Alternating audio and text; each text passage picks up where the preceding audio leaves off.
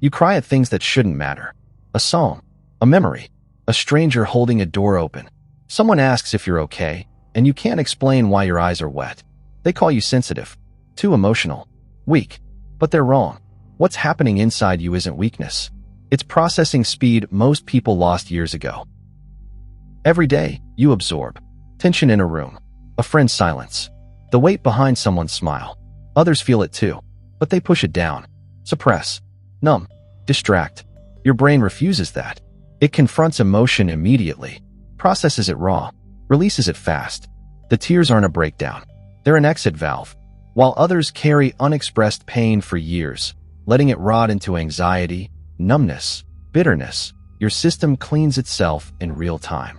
5 minutes of crying, then clarity. They don't understand this. They see the tears. They don't see the release that follows. Your phone buzzes. Unknown number. Message reads. They mock your tears because their own haven't fallen in years. Ask them when they last really let go. You realize something. The people who call you weak are the same ones who can't handle a sad movie.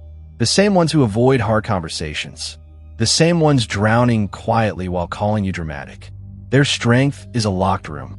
Yours is an open door. Pain enters. Pain leaves. That's not fragility. That's a fully functioning emotional system. Your phone lights up again. Same unknown number. Suppression looks like control. Processing looks like crying. Only one of those actually heals. Ready for what you become next? You stop apologizing for your tears.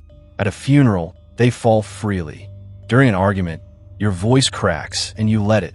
Others look away, uncomfortable, but you feel lighter, faster, cleaner.